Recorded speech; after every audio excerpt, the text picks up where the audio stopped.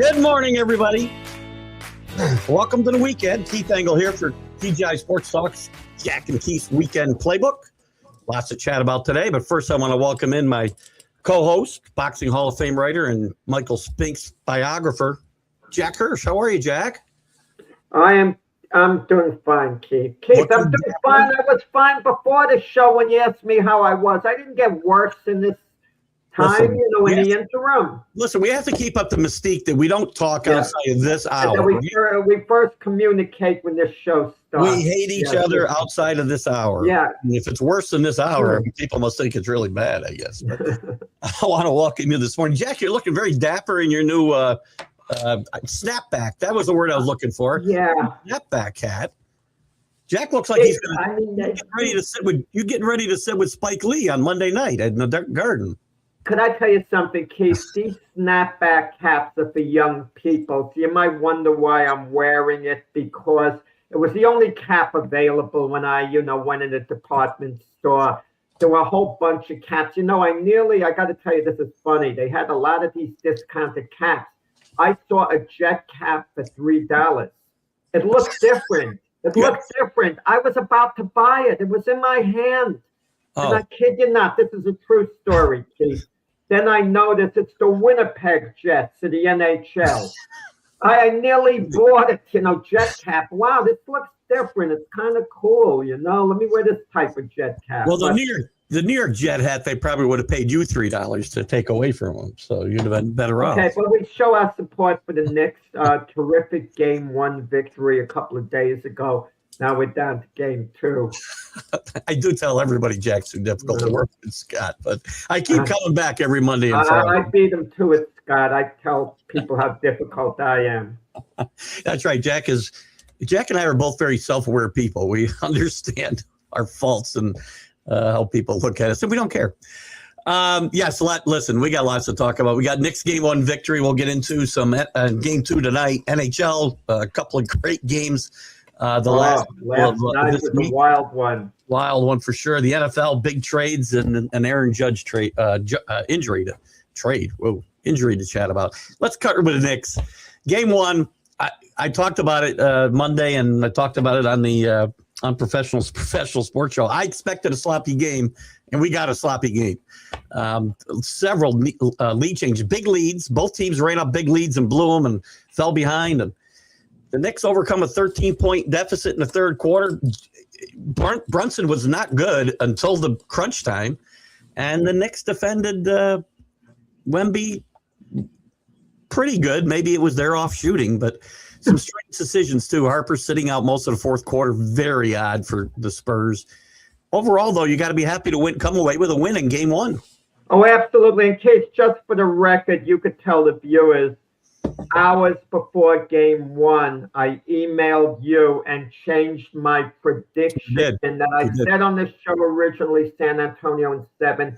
I analyzed it, and said Knicks in 6, and sent you the email, which you can verify that I did pick the Knicks. So if anyone wants to get the tape of me picking San Antonio, I did change hours before the series, after getting in deep thought. On the Wednesday night roundtable show, I did announce that you sent this email, and I had finally convinced you to back your home team.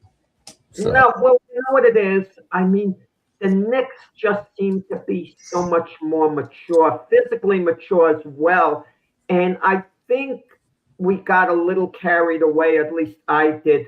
Wemby's incredible performance of Game 1 against OKC. He looked like the greatest player of all time in that game. He looked like he was trending to be the greatest player of all time for sure. And I even said when Wemby's career is all said and done, we're going to have a bracket of the big three, Jordan, LeBron, Wemby, and there's a good chance we're going to put Wemby number 1. We've never seen anything like him before, but he's not quite that guy. He's great. He's super great. Don't get me wrong. But you know who he's more like, Keith? He's more like Bill Russell, a great defensive presence who early in the game against the Knicks, he forced the Knicks to redirect their shots. People are talking about why it took Brunson so long to get going. because he had this monster he had to like float the ball over, and that's Wemby. And we'd see Brunson and Anunoby, who was hesitant to go to the basket early in the game. Wemby was making his presence felt on the defensive end, but there was great coaching by the Knicks staff. Mitch Robinson played an invaluable role because he would he'd set screens, he'd get in Wemby's way. So he would clear lanes, and Josh Hart was phenomenal.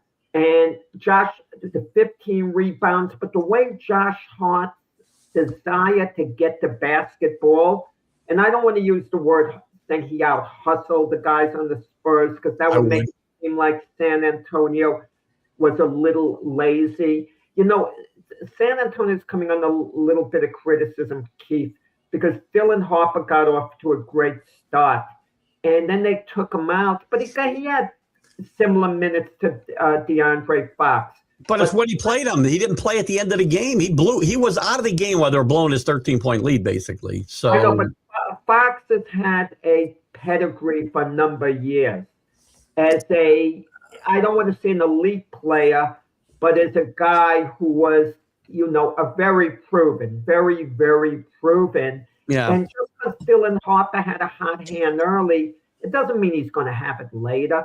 But Fox didn't either, Jack.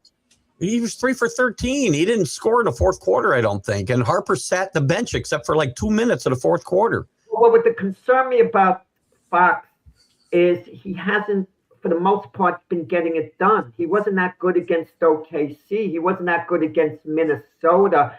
And I know he's been hurt with the ankle, and that might be the reason, or that might be at the very least contributing to it. But Fox hasn't been the same player he was, years ago when he was at Sacramento, and early on, as well with San Antonio. And there's a decision they're going to have to make, San Antonio. Do you stay loyal to Fox, or do you start Harper? I mean, if you think Harper's a budding star, the future, don't hold back. Play him now. I don't think starting matters. It's who finishes, right? It doesn't matter who starts, right? The game is the game. At the minutes at the end when all said and done. No. Harper can't be playing 2 minutes in the fourth quarter. Not that game. Not in that game. If he's not playing well, okay. But that decision cost the Spurs, I think, big time. And you have to. You gave the Knicks coaching staff, Mike. I think Mike Brown outcoached Johnson in this game. I don't think you can call it any other way.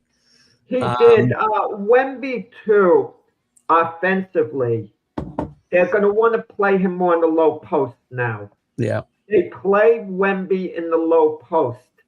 They better get Towns and Robinson into foul trouble, because if they don't, even though Wemby's going to get his points, it's going to take away from San Antonio's bread and butter, which is their 3-point, shooting game, their perimeter shooting. So Wemby's going to get his share of baskets. But if they're going to keep feeding him the ball in close, Wemby's going to wear down as the game goes along. By later in the game, he's going to wear down. And you get the feeling, even though San Antonio is the younger team, you get the feeling, in a sense, the Knicks are the more fit team who can handle the pace. The Knicks, all the Knicks have to do is keep coming at Wemby, keep going at him. Wemby's going to do some great things tonight. He's going to block shots. He's going to assert himself early in the game. A couple of the monster dunks. He's going to get the crowd going. But wear him down as the game goes along if you're New York.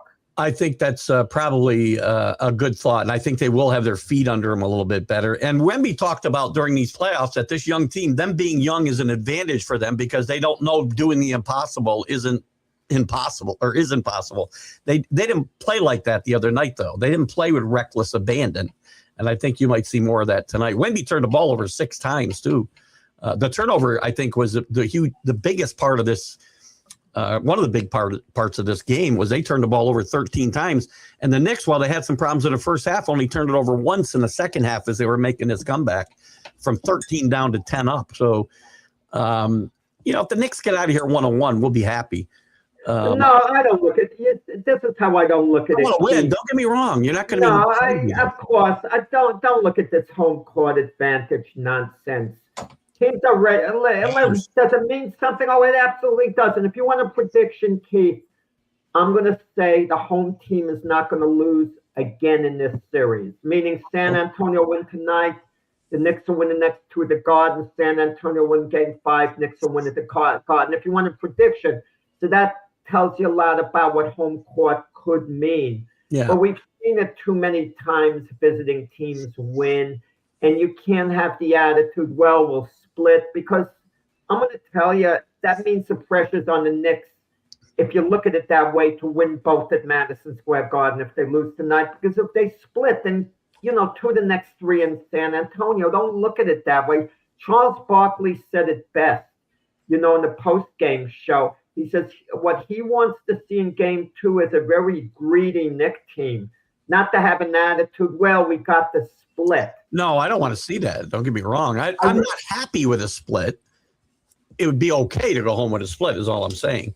And they need a better version of Brunson, a more consistent version of Brunson, I think. Although there's 2 schools of thought here. So we only had 2 assists, I think, which is not good. Well, early in the game, Brunson wasn't looking to shoot. He wasn't looking to drive to the basket. Well, he didn't get any assists either. Because at that point in the game, they had Stephon Castle, who was guarding him well at that point, and you had Wemby underneath. And San Antonio's game plan was to contain Brunson, and he knew it, and he deferred to the other players on the team, but no one was really asserting themselves outside of Karl Anthony Towns. Karl Anthony Towns, as far as I'm concerned, was the most valuable play on the Knicks in game 1. I'm Josh Hart. Brunson third. Brunson gets the headlines because of the way he finished game 1. But on balance, it was Towns and Hart. Towns, Hart, and then Brunson in that particular order. I would agree. And as I've said, I've been a big Josh Hart fan for a long time. And you see in this game, he only scored a couple of points, but 15 rebounds, 6 assists on his part. He's an integral part of this team, obviously. Now, obviously, the way he has a knack of getting the ball. He does. Being around the ball, getting steals, disrupting things. I appreciate Josh Hart more. As long as you don't count on Josh Hart to be an offensive presence, you'll be fine. He's going to give you, a lot. When you need a guy to hit some shots, even though Josh Hart can do it, I actually have a little more confidence in Shamet coming off the bench. I would agree in a big moment. I mean, but Hart does have his big games, but he's not the guy in a big moment you want. But he's the guy who disrupts things. He finds the ball. You're absolutely right. He's a big test to the other teams. Now Brunson did take 31 shots the other night too. That's a lot to get to 30 points. But no, he didn't play a good game. No, Brunson closed great. He closed great. He gave you 2-3 shutdown innings at the end of the game. He played great. But he was struggling. Karl Anthony Towns was the guy most of the game. Karl Anthony Towns outplayed Wemby. And you know what he did too? When Wemby came out, Karl Anthony Towns took the ball right to the basket. He was sending a message. He was sending a message that the low post is mine as well. I'm not just going to hang out perimeter shooting. I'm taking it to the basket. You give me an opening. You come out. Either you leave me open or I'm going to take it to the basket. And he took it to the basket. But here's the thing, too. I was going to say with the 31 shots, it sounds bad. But also if Brunson just keeps doing what he does, even when he's off his game, they still have to account for him. If he just gives up the ball, I think you're doing them a favor. The more he does give up the ball, I'd like to see more than 2 assists. But I'd like to see Anunoby be a little more involved. Doing what he does best. He was early. The short range jumpers. Yeah. And I think he'll get more involved as we go along. I think so, too. And he was involved early in that game and kind of faded into the background, I think, later on. But you notice this Knicks team, they put points on the board in bunches very quickly. Very, very quickly. It's hard to believe They actually won by 10 points. Are you kidding me? The game was in doubt with under 2 minutes left. Pulled away. And the Knicks tend to go on these spurts, like bing, bing, bing, bing. And before you know it, they rack up 8, 10 points in the blink of an eye, it seems. The defense is a key to that, and a lot of times too. Yeah. They turn the ball over and they got quick points, and they play fast as well when they're getting those spurts, obviously. But you know, San Antonio, they are showing up tonight.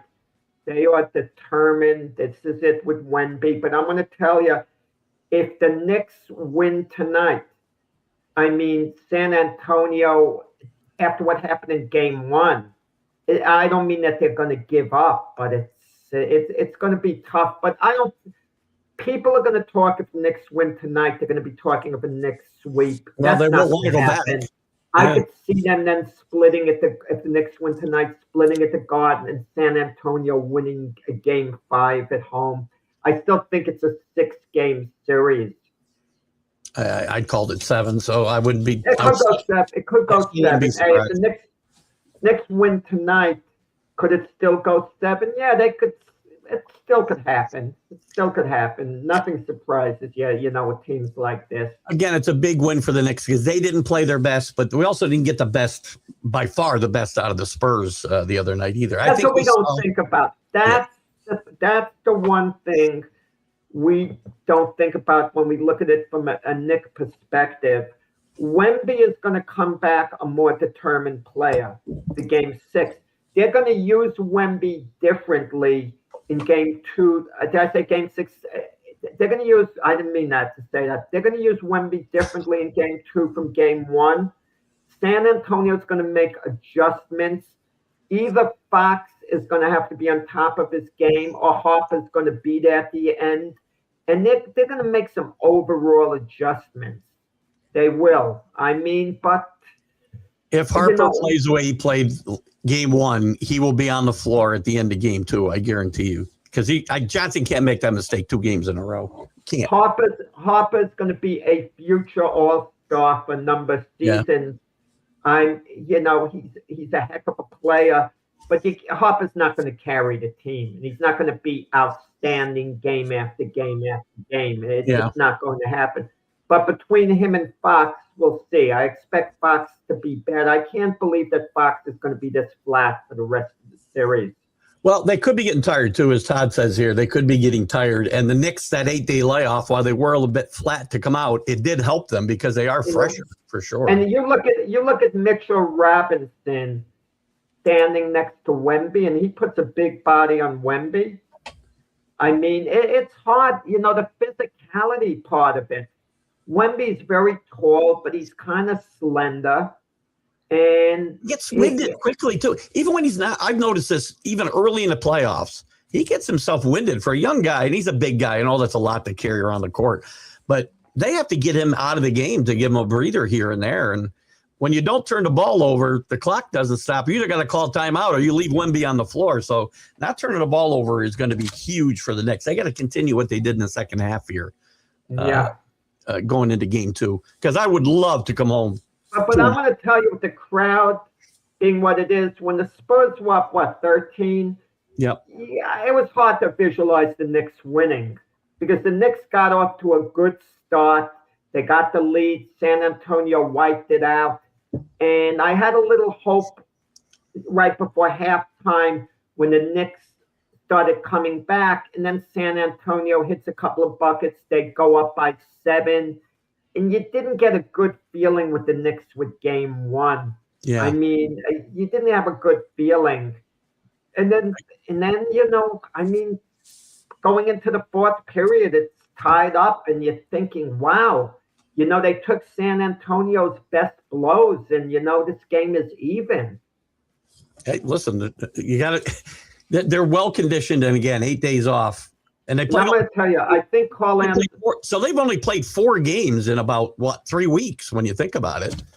And I like the attitude that Brunson had leaving the court. He looked dejected, like they lost. Well, he was having some issues with some guys in the stands. If you noticed, when OG was shooting some foul shots in the 4th quarter. And then after, he was kind of jawing with those guys just before he went on the air for his interview. So I think that's part of his demeanor. I wonder what they could have been saying. You had a fan that ran out in the court. It seemed like a kid. He's been barred for life, by the way. Yeah, but listen, when he's an adult 20 years from now, mature, a great member of society, I could see them lifting it. Life doesn't necessarily mean for life. Anybody who's doing their due diligence when he's applying for jobs will find that video and say, dude, what's this all about? You want to selfie in the middle of game one? Yeah, I don't know. Going for jobs, they know who did what. You know who I follow? Social media, Jack. All the time, I would check people's social media and look for them online. Always. Yeah, I mean, fans used to do that all the time, but we're not used to that in the NBA Finals, and not on the court at that moment. It's a dangerous situation. ABC shouldn't have shown the fan. No, they kept showing it too. So yeah, I mean, you don't do that because you're glorifying what they did, and you encourage someone else to do it. Just like these copycats. If no one knew who the copycats were, they're less likely to be copycats. So we can be confident when you and Spike are sitting at courtside Monday night, you will not be trying to get a selfie during the game with Jalen Brunson, right? No, Spike. Spike. Jack and Spike are really from. Listen, Spike's a real fan. You have your celebrity fans who show up just for certain games or whatever, and they like the Knicks. But Spike, he's more than just a fan. In a way, I mean this as a compliment. Someone's going to take it the wrong way. We're always a few idiots who take it the wrong way. Spike is like a mascot for the Knicks, a good luck charm. I look at him as a good luck charm for the Knicks. It's as if Spike is an extension of the team in a certain sense. As long as Reggie Miller isn't on the floor, yes, I agree. But. Well, yeah, but he goes back a long way. I mean, listen, Spike's there during good and bad, right? I see exactly. Nothing but praise for Spike. I don't see Ben Stiller there when they're losing. I only see him there when they're winning. Nicholson was the same with. Well, the Lakers always win. Yeah, they're never really bad. But Jack Nicholson, all the games he went to and so on. I mean, those are genuine fans, and they can afford to get their tickets. Whatever. I wonder if Spike became broke and he was tapped out with the Knicks take care of him. An interesting thing with the Knicks too. James Dolan, he's not taking care of him. Are you kidding me? Nobody can sell that seat for $25,000. Yeah, listen, James Dolan's been a real villain. If the Knicks win the NBA championship, give James Dolan his due, as an owner finally, and get off his case. The Charles Oakley thing. People are all rallying towards Oakley's side, but come on. Look at all the former Knicks players who were in attendance. They don't have a beef with Dolan. And Oakley's done himself no favors by ripping into Patrick Ewing. Well, Oakley's not allowed to go there, so he can't be there with the rest of those guys. I mean, if Oakley wants to buy a ticket, I can't see them banning him unless... He's banned from the Garden. Dolan won't let him back. Yeah, I mean, this goes both ways, this feud. Sorry. I mean, Dolan's got to carry his share of the blame, too. Yeah, I understand. Let the Oakley just buy his own ticket. Don't comp him. If he wants to buy a ticket, someone wants to buy Oakley a ticket and he sits there, let him be there. But I will say this.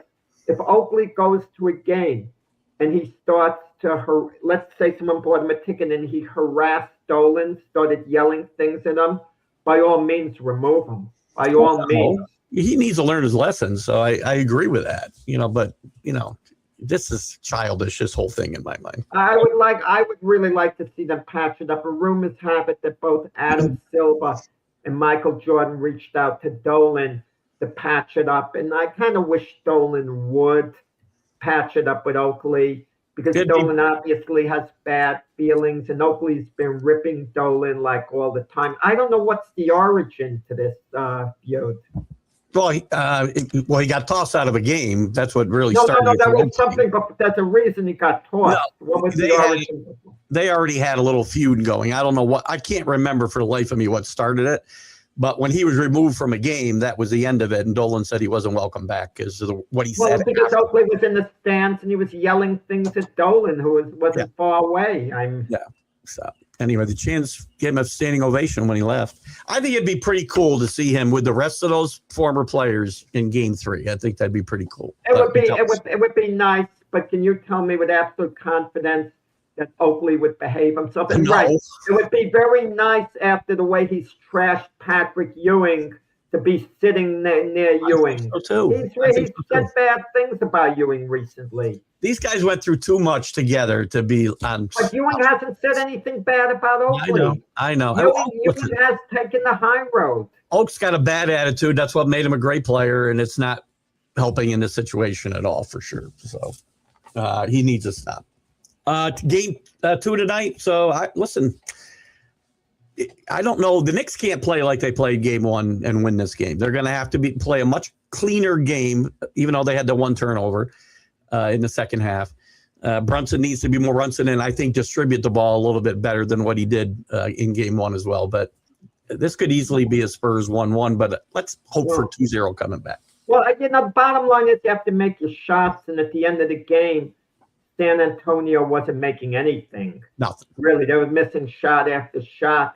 And it's important with the Knicks, to tighten up the defense early on the way they did in the second half, not leave, San Antonio's, perimeter shooters open, having those 3-point shots from the outside. I mean, I think that's really the key. Wemby early on in the game, he's going to assert himself. And the key thing is also, more so, Towns and Robinson, please don't get into foul trouble. Same with Josh Hart. Not early in the game. None of these silly fouls. I don't want to look up and see early in the second period that Towns has 3 fouls on him. That wouldn't be good. You got to be careful. And then Robinson starts getting fouls. Let Wemby, if he's right underneath the basket, okay, if he's in position to dunk, let him dunk and, move on, worry about your possession. Wear Wemby down. Wear him down as the game goes along. That was a positive for Game 1 in this win, as they didn't get in foul trouble, any of them. Robinson had one foul the whole game, and he only played 13 minutes, I think. Robinson's his hand, I don't know how it's feeling, but he showed he could be effective. Yep. And Robinson's not going to be a scorer anyway. No. He's there to play. He's there to play defense, to disrupt, to do just enough. And he showed he could do it Game 1, where he made a nice contribution. Agreed. Let's touch on the NHL Stanley Cup Finals, which has been very interesting. After coming back, I thought surprisingly, in Game 1 from a 2-0 deficit to win the game. Vegas wins Game 1 coming back from 2 down. Last night, they've really got their foot on the throat of Carolina, up 2-0 on the road with a 1-game lead. And they blow that lead and they lose the game 4-3 in overtime. Big win for Carolina last night. Las Vegas, Houghton, the 2 goals he got, he single-handedly took, the Las Vegas Golden Knights on his back. And having a 2-0 lead at the end of 2 periods, up 1-0, the crowd in Carolina muffled. It seemed like Las Vegas was about to go home with a 2-0 lead, and then everything erupted in the 3rd period. Keith, that's what bothers me, hockey. By the time the game started, and on the East Coast, all this is happening around 10:20, 10:30, 10:40 at night. A lot of people have work the next day. Start the darn game an hour earlier. An hour earlier, so people would have been seeing it on the East Coast. Now, you might think, well, the West Coast and this and that. They've got to find a balance if you're going to – the games end a little too late. Kids who, going to school, high school, for example, or whatever. You think the average bedtime for a working person would be about 10 o'clock, right? A 9 to 5, a high school, on average, on total. some get to bed 11, some 9, some like you, Keith, 1 in the morning. You know, it all depends. I might go to bed at 6 at night too, by the way. Yeah. But the key part about it, I mean, the controversy with Las Vegas, they thought they, scored a go-ahead goal, and it was disallowed. It was disallowed, on the replay. And Tortorella used the challenge. The Las Vegas coach, it went against them.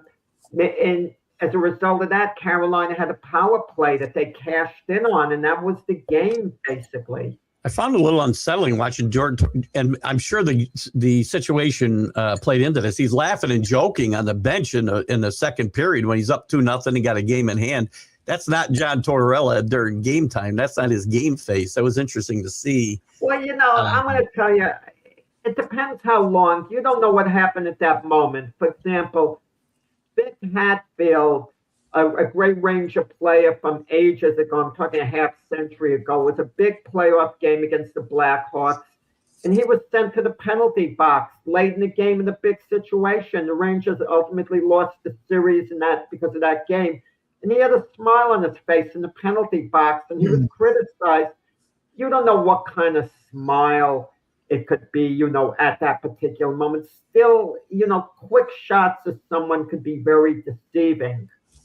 No, well, they showed a few shots of him in that second period where he was laughing. They also did an interview with him where he said he's changed. He's had to change his style. I don't think he's changed his style a lot, by the way. He said you got to be more player friendly and all this, coach speak. And I don't see John Tortorella ever being, cuddly and nice and player friendly. No, he's what he is. But sometimes when you've been around the block a lot of times, you really got to adjust to how things are, like the modern players or whatever. And I don't know the days of him. Look, he came in late in the season. 8 games left. As the coach, 8 games left. He's not going to come in and be a disciplinarian. Come in, okay, this is how it's going to be, guys. I'm cracking the whip. You're going to turn your players off. He made the right adjustment, because you come with 8 games left. You're coming in shortly before the playoffs in reality.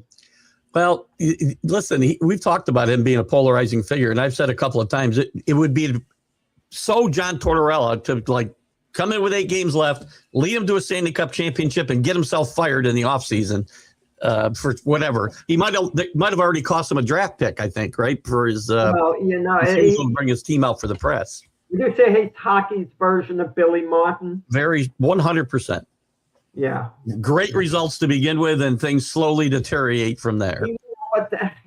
Next season he's going to have a full season. He's going to be with the guys from training camp. Theoretically, I mean, he could wear thin early next year, so he could, but if Las Vegas does win the cup, he'll get a year. I guess he's a Stanley Cup winning coach, but it's not like he was with him the whole year. It's not like he won. He's also got a Stanley Cup championship already. It's not like he won. That was a lot of years ago. A long time ago, yes. Yeah, lifetime ago almost. So, but I think we might see a 7-game series here too. And you know what?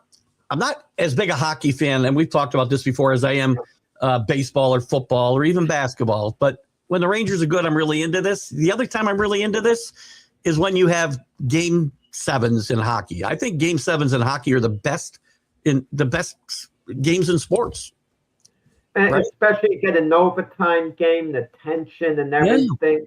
Yeah. You look at all the major sports, good debate question. What is the most exciting extra time frame? Hockey overtime, football overtime, basketball overtime, baseball extra innings. It's hockey because of the sudden death part of it. It isn't that way in any of those other sports. Football, once you get to a certain point, but not right away. So I think it's hockey. There's a sudden, it's truly sudden death. Yeah. In hockey. You score a goal, game is over. Yep. Okay, in the playoffs, unless you're playing the penalty shootout. Yeah, I mean the shootout at the Well, end. they don't do that in the playoffs. They don't They do don't that. do that in the playoffs, No. exactly. But in baseball, no matter how much you're down, the other team's got to get the last out. You always have a little chance if you keep the guys on base and keep it going, like the Mets showed in 1986. Yeah. With the Red Sox. And in football, both teams have a chance at possessing the ball. Right. But from the drop of the puck in hockey, the tension level is just ramped up that much more. Yeah. And yeah. I hope we get an OT. So much greater. We were talking about like sudden death. I mean, you have to be on your toes the whole way. I think it was something like 1974. You talked about the Rangers and Islanders win the playoffs deciding game, okay, to see who'd advance. And the Islanders scored the overtime goal 11 seconds in by P.J. Parisi. 11 seconds into overtime. That's like insane. Listen, a lot of great overs. Remember Messier in 94, was it? 90? Yeah, with the Devils. I think it's 94, right? Game Devils, 6. Yeah. They must win. And against the Messier Devils, yeah. A legendary game. Which is a good show we could do in the future, Keith, when we have to tape a show. Legendary performances. Great. Okay, maybe in sports history, some stand out more than others. Let me make a note because we got to do a couple of those shows. Legendary performances that people remember, that they talk about that one particular performance. And it doesn't mean it has to be the best performance necessarily. I mean, David Cohn and David Wells pitch perfect games. Those aren't legendary performances per se, even though they had the perfect game. You look at Don Larson was a legendary performance because it's the World Series and we talk about it all the time. Kirk Gibson in one at bat. That's a legendary performance. Legendary performance, exactly. Yep. Magic Johnson, with that game 6 legendary performance. Mark Messier. We got some good legendary performance. Joe Namath, even though I thought Matt Snell should have been the MVP, legendary performance. Yep. That's what we mean by that. I mean, Phil Simms' performance was better than Joe Namath's in the Super Bowl he was won when he was MVP, but I don't call that a legendary performance. No. You could have a greater performance, but it doesn't mean it's a legendary performance, even though you could be greater. Yeah. Yeah, we're on the same page, darn it. Why can't you get on the same page? I guarantee you. Remember why it shouldn't be retired, why I say legendary players. As we do that show, I guarantee you we won't be on the same page for an hour. I can guarantee it. So anyway, let's pivot a little bit because we had some NFL news of a little bit of importance. NFL news. As we're sitting Monday waiting for the A.J. Brown trade to come down, it gets trumped. It gets trumped somehow by the Rams and the Browns and Myles Garrett getting traded to the Rams, who are already stacked on defense, but they give up a younger player in Jared Verse, who also you could argue is on his way to being as good as Myles Garrett, and 3 draft picks. And to me, this was a shocker. And the Rams give out mixed messages here. This message and the O.J. McDuffie trade show that, and giving Stafford, I guess, another year, say they're all in for this year and next year. They're all in. But then they use the 13th pick on the draft for a project for the future. Wait. They don't believe he's a project. It makes no sense. He can't help them. He cannot help them this year. Whatever you want to say about Simpson, he's not going to help them this year. And this year, they're all in. All their signals that were all in, but they've got no backup for Stafford if he should get hurt. And because if Simpson is up playing, this team's not going to the Super Bowl. Well, that's Stenson Bennett, I believe, is a backup there. They have Garoppolo's retiring. I don't know. There's no real backup there right now. Okay. No. The point is this. I hate to backtrack to Ty Simpson because it's really not about him per se. But no pun intended, we're tying Ty into this conversation. If you truly believe, if you're the Rams, that Ty Simpson is that good to be your franchise quarterback of the future, If you really believe he's an elite college quarterback, Coach. you don't believe the Keith, you don't believe that, that's fine. I'm not disputing your feelings. My feelings are the same as yours.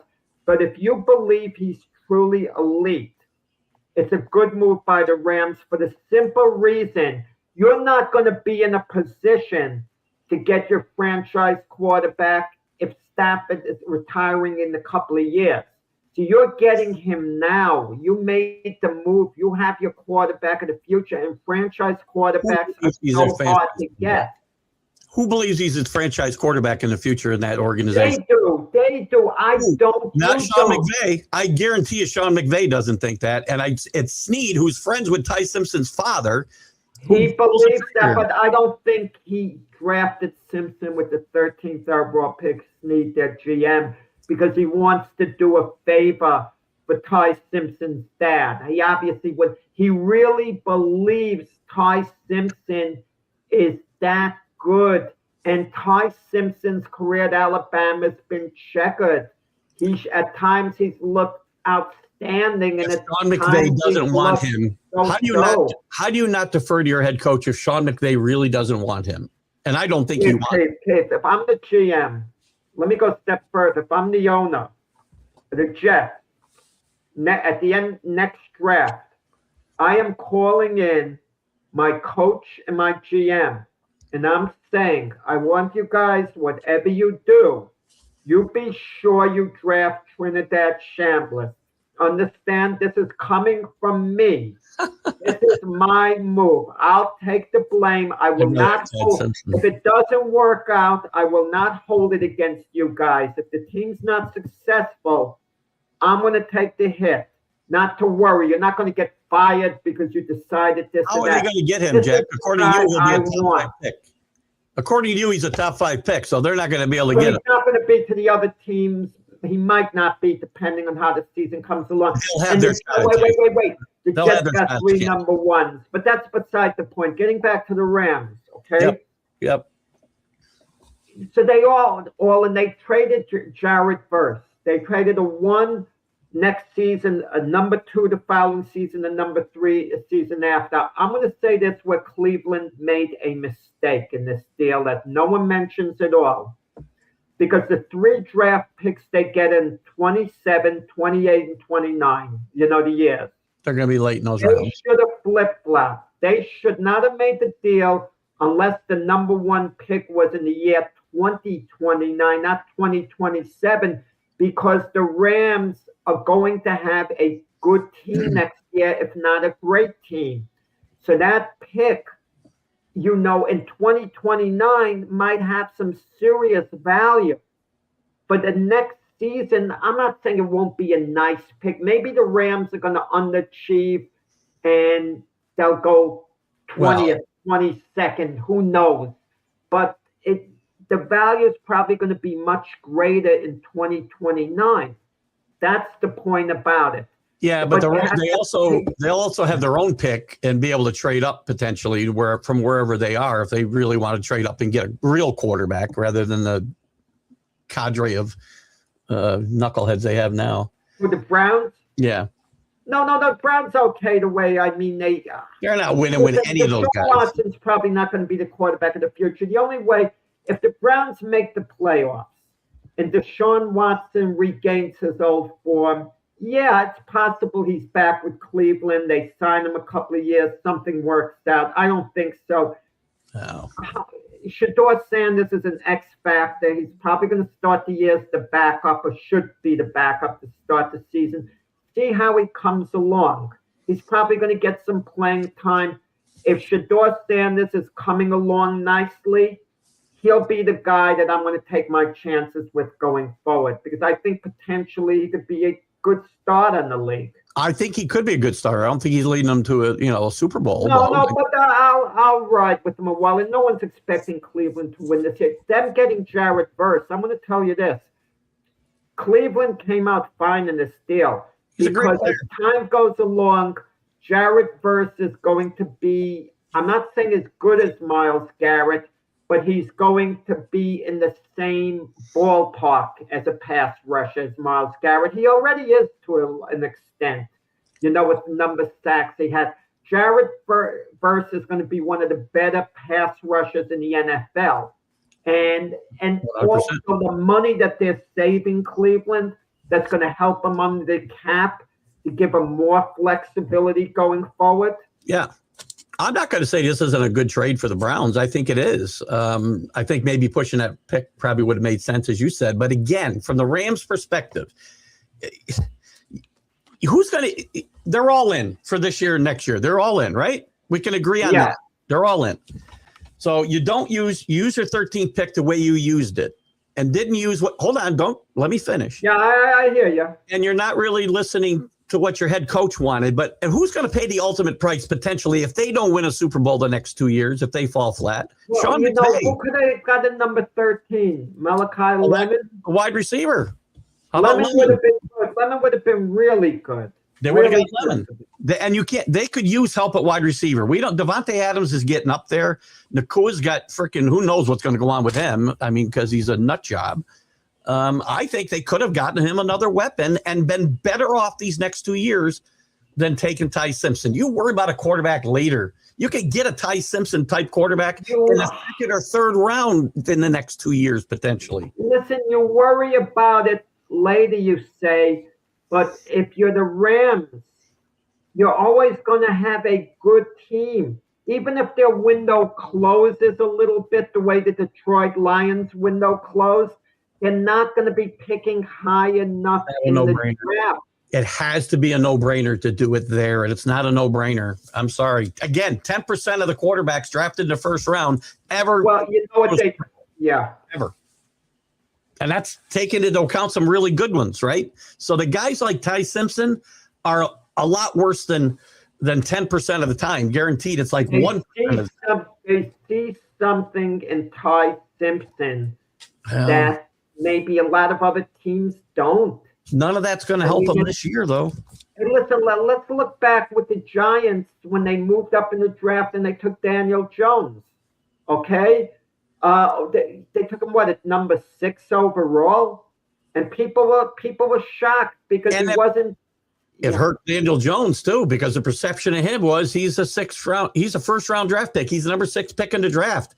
It hurt the narrative of Daniel Jones the next 5-6 years in New York. And the jury's out on Daniel Jones. He might turn out to be an excellent quarterback. He's shown flashes. Last season was his best season until he got hurt. He made all the makings of a really good, good franchise quarterback with Indianapolis. And, we'll see what he does this year. Well, he was punished. He was punished in New York by the fans and the press for where he got picked. I'm going to tell you the truth of the matter. When you get a quarterback, you need someone who's a playmaker because the truth of the matter, Keith, if you have an excellent offensive line and receivers that could get open in a good running game, any quarterback can succeed. Agreed. Any quarterback, but you need guys who can make plays. That's the difference in this league. I mean, what's the difference between Josh Allen and anyone else? Josh Allen is a playmaker. That's the difference. That's why we say playmakers and game managers. It's fine to be a game manager and give guys credit for managing a game great. That's extremely important. Around you, though. But what happens when you can't manage the game exactly how you want, and you have to go out there and lead your team to victory? Great. That's the difference. I mean, I don't see a lot of difference in Ty Simpson and Stetson Bennett, quite frankly. To me, they're the same player. Ty Simpson, I think, is better. But I'm going to tell you this Bennett much. played more games in college with greater success than Ty Simpson. Yeah.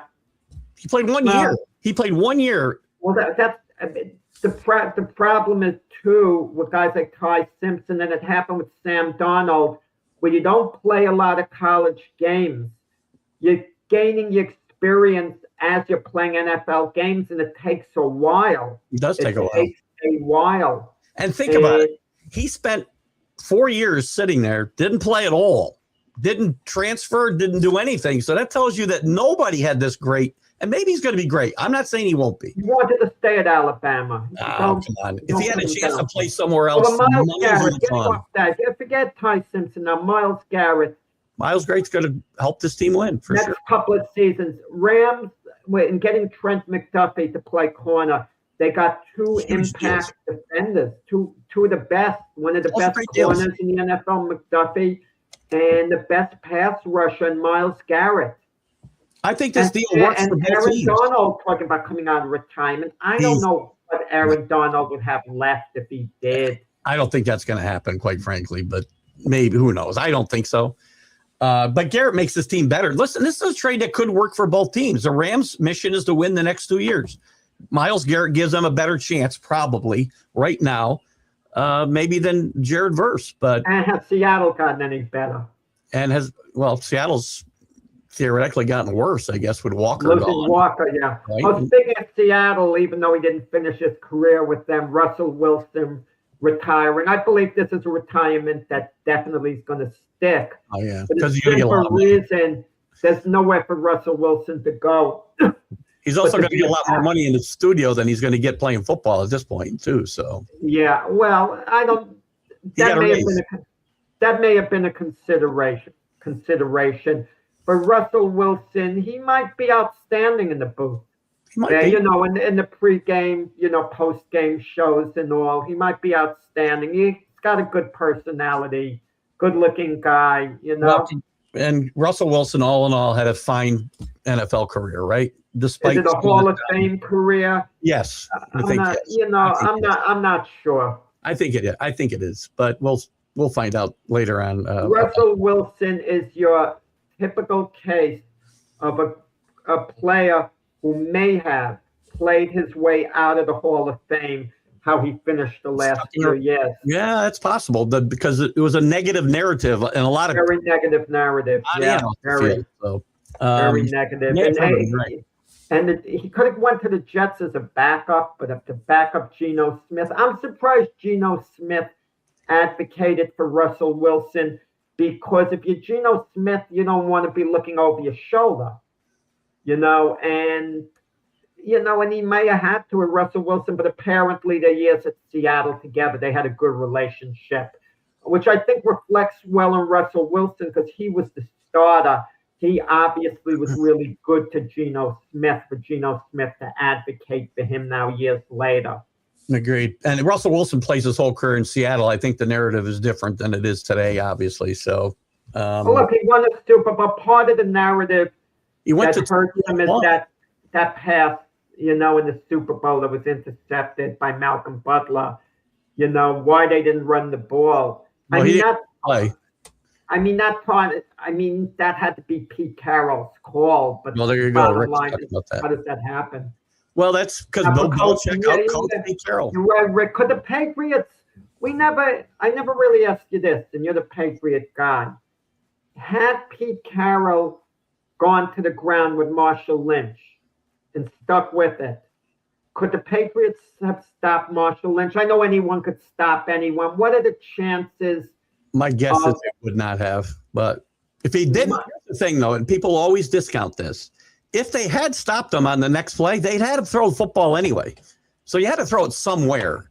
But, chances are they weren't going to stop him. But they also know the tendencies. The Patriots practiced that specific play all week long. And Malcolm Butler never stopped it once in practice, ironically enough. But they knew that play was going to come about at some point in that game. I don't know that they knew what happened with, I would say that was the biggest single play, most important single play in NFL history. Yeah. I can't think of a bigger single play. There have been other big ones you could point to. To swing the result of the game, you mean, right? To swing the result of the game. That's what you're talking about. Well, that's what I mean, importance. Yeah. It's up there, that's for sure. Yeah, well, more than up there. Yeah. Before we go, we need to talk about Scott Norwood's missing the kick in the Super Bowl. Biggest single play. I get it. We could debate positive and negative. Yeah, there's positive and negative plays. Yeah. real quick, Yankees will be out without Aaron Judge for the next 4 to 6 weeks at least before they re-image the stress fracture in his rib cage. You and I were talking before the show. They've got a 7-game cushion in the wild card. They can probably with pitching and defense, and they have been doing some more small ball stuff this last couple of weeks, which I like to see. They can probably maintain where they are, but they're going to need Aaron Judge at some point. And this is the kind of injury that may linger past 4 to 6 weeks. You get into your rib cage, it's easy to re-injure that too. So I don't want them to rush him back myself. But look, Aaron Judge is the single most important play on the New York Yankees. I want to get that out of the way. So I don't want to minimize his impact because he is tremendously important. But Aaron Judge wasn't having a great year for Aaron Judge this season. He was just so-so this season. And the Yankees, have been moderately successful. With Judge having a so-so season. And it depends on what the rest of the players do. With the Yankees starting pitching, staff is arguably the best in baseball. Okay? Today. Right. If everyone stays healthy, well, they should be okay because Judge, in all probability, is going to make it back at some point this season. It's a question of when. It might happen in the, in middle of August. It might happen in the middle of September. As long as there's enough time for him to sharpen up, get ready for the playoffs. But the playoffs are in quite a gimme. The Yankees are probably going to make it. Even with Judge out, they have a cushion. That's because the rest of the American League is terrible, by the way. Yeah, well, regardless of the reason. The teams behind them concern me. I'm not worried about Tampa Bay. They're not that good. They're not built to last, really, the whole season. They're probably going to win the division now, though. Well, I worry more about Toronto, that the Yankees have a nice lead on, that Toronto could start coming on. All it takes is for the Yankees to lose a few in a row, Toronto, Baltimore to win a few in a row. And all of a sudden, there's concern with the Yankees. You don't have it at this moment because the Yankees have a healthy cushion. But that healthy cushion can really disappear in as little as 1 week. It could. And hopefully, again, pitching, defense, you get some guys hitting that have it, and they've started to pick it up. Grisham's picked it up a little bit. McMahon's picked it up a little bit. Austin Wells has to start hitting it catcher. They're is going to come back. McMahon is hitting a little bit now. Got a key hit yesterday. Grisham is hitting a little better. Chaz Chisholm has been picking it up. And Bellinger's got to play better on the road. It's been a pleasant surprise. Bellinger needs to be, as great as he is, and I love Bellinger, he's got to be better on the road than he is right now because he's really two different players. He's a great player in Yankee Stadium and or worse on the road. He's got to play better on the road. But the Yankees hopefully can withstand this.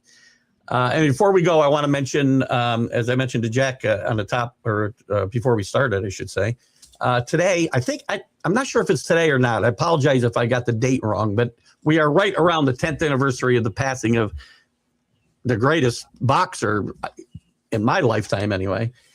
You've seen more than I have, Jack, but also one of the most influential athletes in the history of sports. Muhammad Ali passed away 10 years ago, either today or tomorrow. I'm not sure what the date is. I think it was yesterday, I believe. Yesterday? Okay. I'm at a loss for this. How do you like that? I think it was June 3rd. That's close. Yeah.